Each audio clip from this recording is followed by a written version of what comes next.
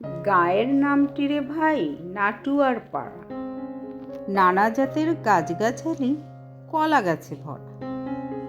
ওই দেখ ভাই বাড়ির পিছে কলা গাছের সারি, ফালি ফালি পাতার বাহার আছে লম্বা দাড়ি। ওই গাছেরই দাড়িতে ভাই কলার শত বরাত, কলা গাছের পাতা যেন দেখতে লাগে কড়া। কি বলিব কলার কথা, কলার পুষ্টি ভরা, বাজারে ভাই কিনতে গেলে দামটা তাহার চড়া। ওই গাছেরই গুণের কথা রেখো সবে স্মরণ, গাছ লাগাতে ভুল করো না, হবে বাড়ির চরণ।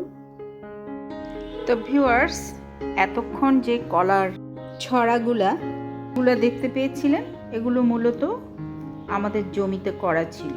আর এই গাছগুলো কিন্তু আমি লাগাইনি, এগুলো আগেই লাগানো ছিল। তবে ইনশাল্লাহ আমি এই জমিটিতে অনেক গাছ লাগাবো, অনেক ফলের গাছ লাগাবো, অনেক রকম গাছ লাগাবো। গাছ লাগানোই আমার শখ। আর এমন একটি জায়গা পেয়ে আমি গাছ লাগাবো না, সেটা কি কখনো হয়? তবে আমার একটি সুপ্ত ইচ্ছে আছে, আমি এখানে একটি অ্যাগ্রো তৈরি করব, অ্যাগ্রো ফার্ম। ইনশাল্লাহ অর্গানিক সবজি উৎপাদন করব, ফল গাছ লাগাবো প্রচুর। জীবনে অর্থ উপার্জন করা খুবই গুরুত্বপূর্ণ, তবে অর্থ উপার্জন করার মাধ্যম কেমন হবে তা নির্ভর করে ব্যক্তির পছন্দ ও যোগ্যতার উপর। জীবনের গুরুত্বপূর্ণ সিদ্ধান্তগুলোর অন্যতম হলো পেশা নির্বাচন করা। পেশা নির্বাচনে ভুল সিদ্ধান্ত নিলে সারা জীবন আফসোস করতে হয়। কেউ যদি স্বাধীন চিন্তার মানুষ হয় অথচ পেশা হিসেবে চাকরি বেছে নেয়, তাহলে ওই চাকরিটাই হয়ে ওঠে তার বিষাদময় জীবনের অন্যতম কারণ।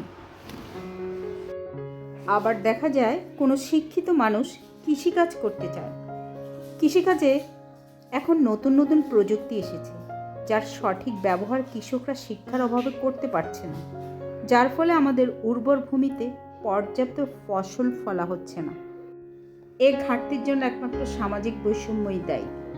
আমাদের দেশে শিক্ষিত বেকারের হার ব্যাপক। এই বেকাররা যদি কৃষিকাজে অংশগ্রহণ করত, তাহলে হয়তো আমাদের কৃষিখাত আরও সমৃদ্ধ হতো, সঙ্গে বেকারত্বও হ্রাস পেত। তো ভিউয়ার্স, আমি যে এবার কৃষক হচ্ছি এ বিষয়ে কোনো সন্দেহ নেই। এটা আমার স্বপ্ন, আমার শখ। প্রকৃতির সাথে মিলেমিশে কিছু কাজ করব। প্রকৃতি আমার ভালোবাসা, ভালো লাগা। কৃষক বাঁচলে বাঁচবে দেশ, তবেই না হবে আমার সোনার বাংলাদেশ। এই জমিটিতে আমি কি করলাম, কি করব, কি করেছি সেটা নিয়ে ইনশাল্লাহ আবার কথা হবে। আজ এই পর্যন্তই। আল্লাহ হাফেজ।